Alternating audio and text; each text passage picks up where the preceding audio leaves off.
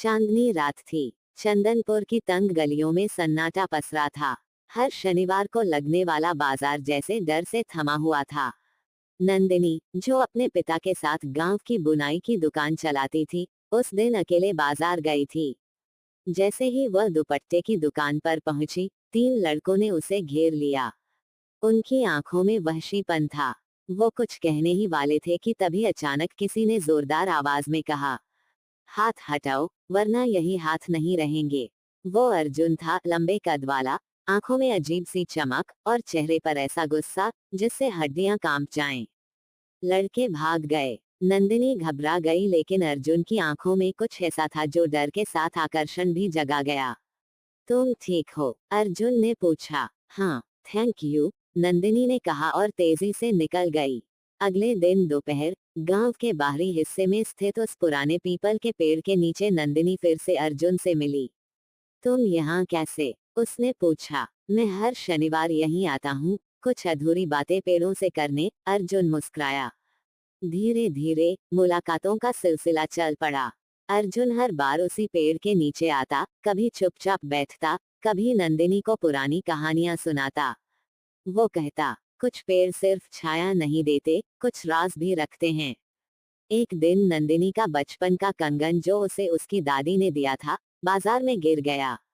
वो रोती हुई घर लौटी। रात को खिड़की के बाहर कुछ चमका, वही कंगन। नीचे देखा, अर्जुन खड़ा था, हाथ में वही कंगन। कहाँ मिला? जहाँ तुम्हारा डर गिरा था, वहीं ये भी गिरा था, अर्जुन ने रहस्यमय अंदाज में कहा। उसी दिन नंदिनी को उसके सपनों में पीपल का पेड़ दिखा, लेकिन सूखा, जला हुआ, और उस पेड़ के नीचे अर्जुन जंजीरों में बंधा हुआ।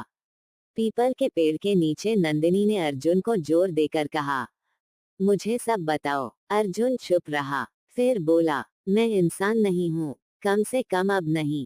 उसकी आंखों से आंसू बहने लगे। 140 साल पहले मुझे इस गांव में जिंदा जलाया गया था। मेरी मंगेतर को डायन कहा गया था और मुझे शैतान का साथी।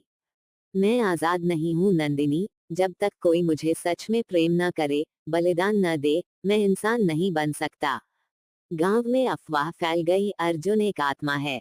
लोग नंदिनी को ताना देने लगे, पर नंदिनी नहीं टूटी। एक रात पूरे गांव ने अर्जुन को पकड़कर उसी पुराने पीपल के पेड़ से बांध दिया। आग लगाने ही वाले थे कि नंदिनी चिल्लाई, मैं अर्जुन से प्रेम करती हूँ। जो तुम लोग 100 साल पहले नहीं समझे, वो मैं समझती हूँ। अर्जुन की आंखें चमक उठी। पीपल के पत्ते कांपने लगे। हवा तेज हुई, और तभी अचानक आग खुद ब खुद बुझ गई। अर्जुन धीरे धीरे उठ खड़ा हुआ। उसके शरीर से धुआं निकल रहा था, लेकिन वो जिंदा था, इंसान की तरह। गांव के लोग स्तब्ध थे।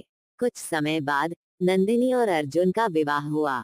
उसी पीपल के पेड़ के नीचे, जहां एक समय किसी ने आत्मा से प्रेम किया था और उसे मुक्ति दी थी।